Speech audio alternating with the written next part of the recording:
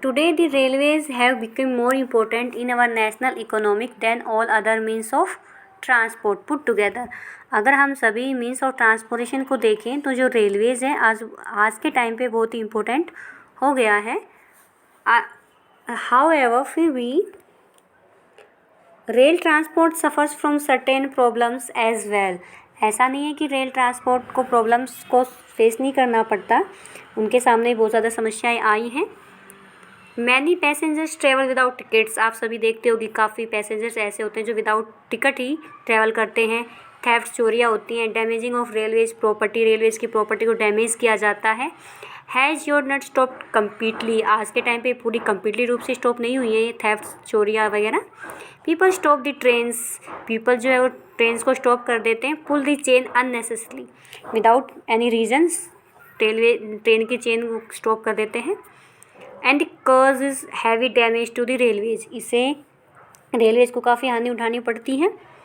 Think over it how we can help. अब हमें think करना है कि कैसे हम रेलगाड़ियों को टाइम टू टाइम चलने में मदद कर सकते हैं शेड्यूल टाइम से ऊपर। अब हम देखेंगे पाइपलाइंस। ठीक है, pipeline transport network is a new arrival on the transportation map of India. Bharat के अगर हम परिवहन मानचित्र मैप में देखेंगे तो जो पाइपलाइन है एक नया साधन है परिवहन का। इन द पास्ट, अगर हम पास्ट की बात करें, these were use to transport. Pipelines किस लिए यूज होता था? ओनली वाटर ट्रांसपोर्ट, वाटर के लिए यूज होता था। सिटीज़ एंड इंडस्ट्रीज़ में वाटर एसेस करने के लिए, पहुंचाने के लिए। नाउ बट आज के टाइम पे these are use for the transporting crude oil. आज के टाइम पे कच्चे तेल एंड पेट्रोलियम प्रोडक्ट्स के लिए यूज़ हो रहा है। And natural gas from oil, और नेचुरल गैस को पहुंचाने के लिए। And natural gas feeds to refineries, और नेचुरल गैस को रिफाइनरीज तक ले जाने के लिए, फर्टिलाइजर्स फैक्ट्रीज तक पहुंचाने के लिए। And big thermal power plants, और जो ताप के विद्युत केंद्र थे वहाँ तक पहुंचाने के लिए पाइपलाइन का यूज हो रहा है। कच्चा तेल, पेट्रोलियम के जो प्रोडक्ट्स हैं वो सब, प्राकृतिक गैस है, उन सबको रिफाइनरीज तक पहुंचाने के लिए, उर्वरक कारखानों तक पहुंचाने के लिए आज का पाइपलाइन का यूज़ हो रहा है आज के टाइम पे। पास्ट में तो सिर्फ वाटर ट्रांसपोर्ट यूज़ होता था इससे। Solids can also be transported. अब पाइपलाइन के थ्रू हम कोई सॉलिड ऑयल को या सॉलिड चीज़ को तो हम नहीं ट्रांसपोर्ट कर सकते पाइप्स के थ्रू, तो सॉलिड्स को ट्रांसपोर्ट किया जाता है। कन्वर्टेड इनटू स्लर्री, स्लर्री होता है तरल अवस्था में, उसको डाइवर्ट कर दिया जाता है। The far inland locations of refineries like Barauni, Mathura, Panipat, gas based fertilisers plants could be thought of only because of pipelines. ये कह रहे हैं कि जो बहुत दूर तक या जो अंदर के भागों में स्थित जो रिफाइनरीज हैं, जो शोधनशालाएँ लाइक बरौनी, मथुरा, पानीपत, और जो गैस पर आधारित जो फर्टिलाइजर्स इंडस्ट्रीज है, जो उर्वरक कारखानों की जो स्थापना है, वो पाइपलाइंस के कारण ही आज पॉसिबल हो पाई है, संभव हो पाई है। इंसिलर कॉस्ट ऑफ लाइन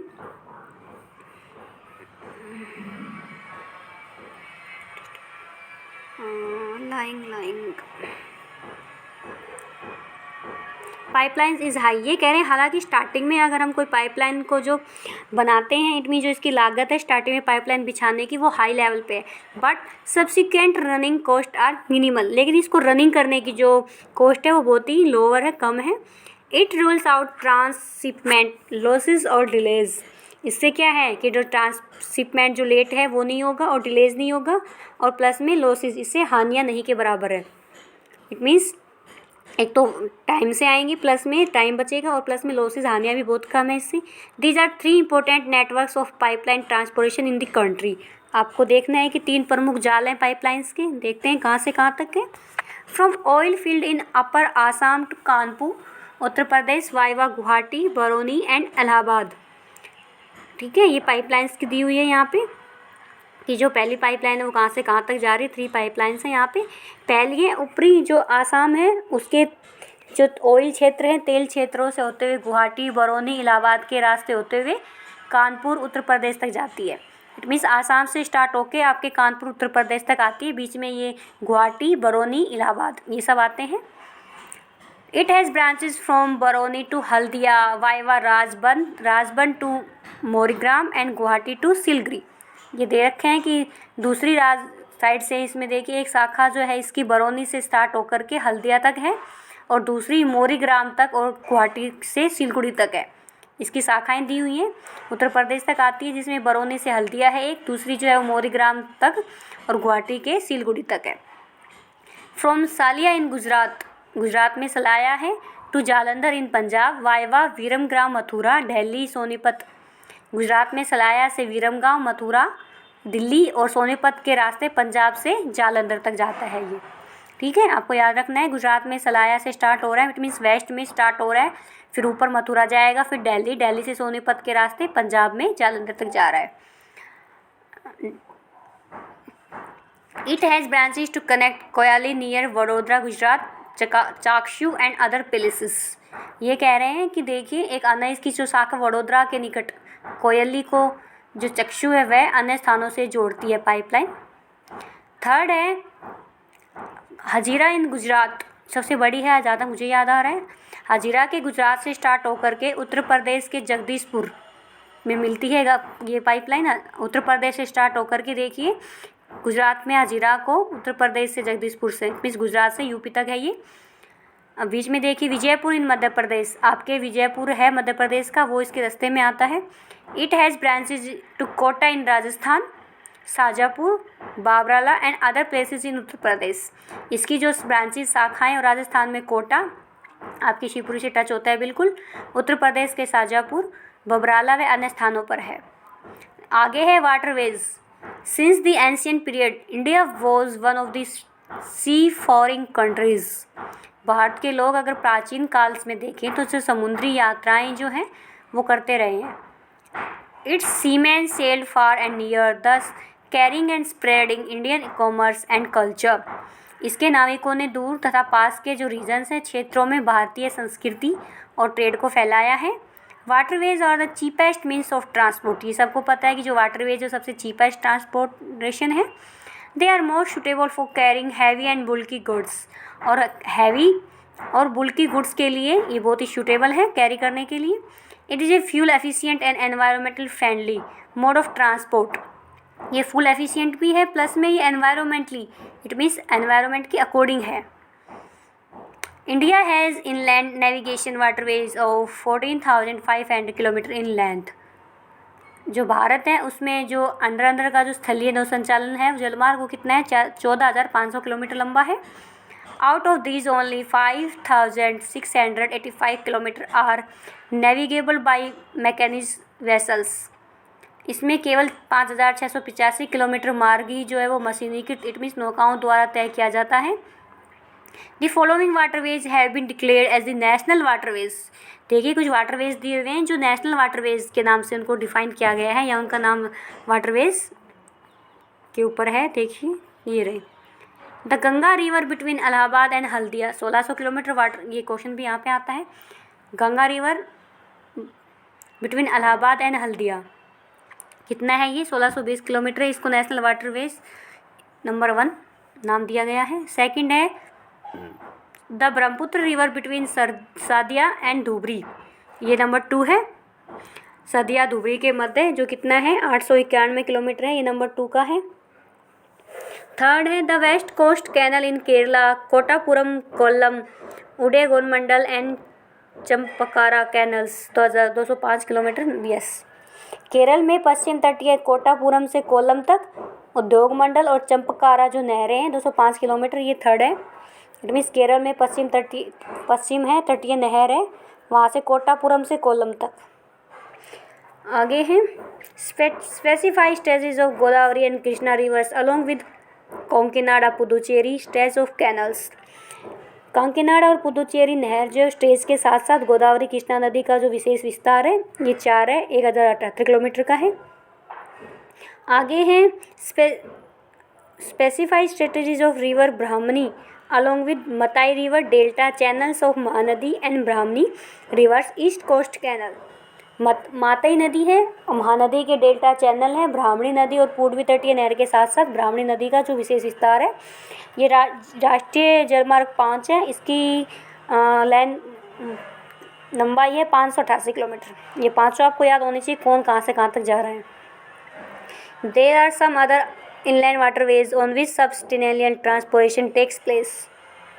कुछ अन्य अंतर जलमार्ग भी हैं अंदर। दीज आर मानदेवी, ठीक है, इनके नाम दे रखे हैं यहाँ पे मांडवी, जुआरी, कंबरजुआ, सुंदरवन, बराक, केरल का बैक वाटर्स पश्च जल जो है ये सब है जलमार्ग है ये अंदर के। अपार्ट फ्रॉम दीज, इनके अलावा Indian trade with foreign countries is carried from the ports located along the coast. विदेशी व्यापार भी होता है भारतीय तट पर पोर्ट्स के through. 95% of the country's trade volume 68% in terms of value is move by sea. देश का 95% जो व्यापार है, ट्रेड है, अगर हम मनी रूप में देखें तो 68% किसके द्वारा, वाटरवेज के द्वारा ही होता है, ट्रांसपोर्ट के द्वारा ही होता है। Major sea ports with a long coast line of, ये आपने पढ़ा होगा क्लास 9th में कि कोस्ट लाइन की कितनी लेंथ है, 7516.6 kilometre. India is dotted with 12 major and 200 notified non majors या माइनर इंटरमीडिएट पोर्ट्स। लिखा हुआ है कि भारत की 7516.6 किलोमीटर समुद्री जो तट रेखा के साथ साथ 12 मेन हैं और 2000 छोटे व मीडियम साइज़ वाले पोर्ट्स हैं। These major ports handle 95% of Indian foreign traders. और जो ये पोर्ट्स अभी हमने देखे हैं कि 12 मेजर हैं और 200 जो है वो नॉन मेजर्स, इट मीन छोटे हैं, मीडियम हैं, इंटरमीडिएट छोटे हैं। ये जो पोर्ट्स हैं 95% विदेशी व्यापार संचालित करते हैं, इट मीन्स 95% इन पोर्ट्स के द्वारा होता है। कांडला इन Kutch was the first port developed soon after independence to ease the volume of trade on the Mumbai port. Question बनता है यहाँ पे कि स्वतंत्र आफ्टर फ्रीडम के बाद कच्छ में जो कांडला पोर्ट है वो पहले पोर्ट के रूप में डेवलप किया गया। आता है कि पहला कौन सा, तो कांडला जो है वो कच्छ में पहला पोर्ट है after independence. In the wake of loss of Karachi port to Pakistan after the partition, partition से पहले कराची था, बट जैसे ही पार्टीशन हो गया, इंडिया और पाकिस्तान अलग अलग हो गए, उसके बाद कांडला मेन हो गया, ठीक है। और कराची पोर्ट का जो लॉस हुआ पार्टीशन के बाद, उस लॉस को, उसकी कमी को पूरा करने के लिए और मुंबई से जो व्यापार हो रहा था उसका जो प्रेशर था उसको कम करने के लिए, ठीक है, कांडला को डेवलप किया गया। Kandla also known as the, Kandla को और क्या कहा जाता है, दीनदयाल पोर्ट। ये क्वेश्चन भी अच्छा है यहाँ पे। Is a tidal port, question बनता है टाइडल होता है ज्वार भाटा। ये जो कांडला है इसे दीनदयाल पोर्ट के नाम से भी जाना जाता है। It caters the convenience handling of exports and imports of highly productive granary and industrial belt stretching across the states of Jammu and Kashmir, Himachal Pradesh, Punjab, Haryana, Rajasthan and Gujarat. यह एक टाइडल पोर्ट ज्वारीय पतन है, इट मीन्स यहाँ पे टाइड ज्वार भाटा आते हैं। यह जम्मू कश्मीर, हिमाचल प्रदेश, पंजाब, हरियाणा, राजस्थान, गुजरात के जो औद्योगिक इंडस्ट्रियल हैं और जो खाद्यान्न हैं, फूड ग्रेनरी है, के आयात निर्यात को संचालित करता है। इट मीन्स इन सब का यहाँ से आयात निर्यात होता है। Mumbai is the biggest port with a spacious natural and well settled harbour. Mumbai जो है वो सबसे बिगेस्ट पोर्ट है जिसमें स्पेसिस नेचुरल प्राकृतिक खुले वेल सेटल्ड हार्बर विस्तृत व सुचारू हार्बर पोताश्रय हैं। The Jawaharlal Nehru port was planned with a view to decongest the Mumbai port and serve as a hub port of this region। Mumbai port के अधिक परिवहन को ध्यान में रखते हुए इसके सामने जवाहरलाल नेहरू पोर्ट विकसित किया गया, जो इस पूरे रीजन को एक ग्रुप, एक समूह के जितनी भी सुविधाएं हैं वो प्रदान कर सके। This port accounts for about 50% of, बीच में एक है Mormugao port. Goa is the premier iron ore exporting port of the country. जो आयरन और लोहा एशक का जो एक्सपोर्ट निर्यात किया जाता है उसके संदर्भ में मारमा गोवा पतन देश का सबसे इम्पोर्टेंट पोर्ट है। This port accounts for about 50% of India's iron और एक्सपेक्ट। और जो यहाँ से देश के कुल निर्यात का 50% जो आयरन और है वो इम्पोर्ट किया जाता है, एक्सपोर्ट किया जाता है। New Mangalore port located in Karnataka caters to the export of iron ore concentrates from Kudremukh mines. Karnataka में एक न्यू मैंगलोर पोर्ट है, कुद्रेमुख खानों से निकलने लोहा एशक को निर्यात करता है। इट मीन्स कुद्रेमुख खाने जहाँ से लोहा एशक निकाला जाता है और न्यू मैंगलोर पोर्ट के थ्रू उसको एक्सपोर्ट किया जाता है। Kochi is the extreme south western port. Kochi की अगर हम बात करें तो दक्षिण पश्चिम में कोची पोर्ट है, located at the entrance of a lagoon with a natural harbour, जो कि एक लैगून के मुहाने पर स्थित एक नेचुरल प्राकृतिक पोताश्रय है। Moving along the east coast, अगर हम ईस्ट कोस्ट की बात करें, you would see the extreme south eastern port of Tuticorin. अब तमिलनाडु में स्थित दक्षिण पूर्वी कोस्ट पर तुतिकोरिन पोर्ट को देखेंगे। In Tamil Nadu this port has a natural harbour and rich hinterland. ये एक नेचुरल हार्बर है, प्राकृतिक पोताश्रय है तथा इसकी जो हिंटरलैंड जो है वो बोल के रिच है, इट मीन्स जो इसकी पृष्ठभूमि है वो भी बहुत ही रिच है। Thus it has a flourishing trade handling of a large variety of cargoes to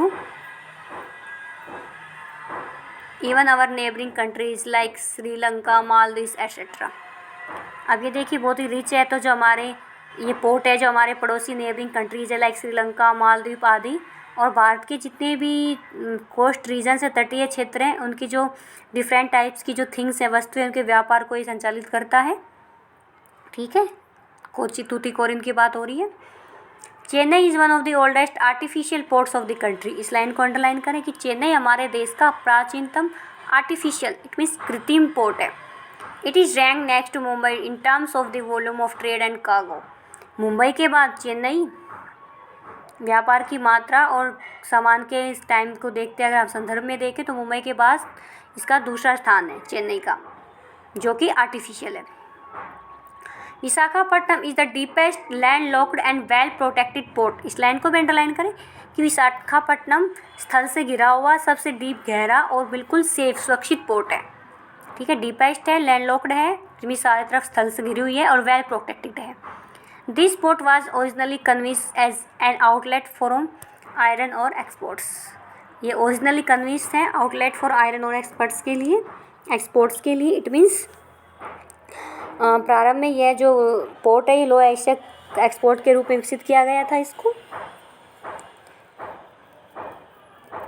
Paradip port located in Odisha. Paradip port जो है वो ओडिशा में है, ये भी आयरन ओर को स्पेशलाइज है आयरन ओर के एक्सपोर्ट्स के लिए। Kolkata is an island riverine port. Kolkata की हम बात करें तो ये एक राइवराइन होते हैं, अंतःस्थलीय नदी पतन है। मीन्स कोलकाता में हुगली नदी भी है, तो अंतःस्थलीय नदी पोर्ट है ये। This port serve a very large and rich hinterland of Ganga Brahmaputra basin. यह जो पोर्ट है गंगा ब्रह्मपुत्र बेसिन के लार्ज वृत्त, बहुत ही बड़ा और पृष्ठभूमि को सेवाएं प्रदान करता है ये। Being a tidal port it requires constant dredging of Hooghly.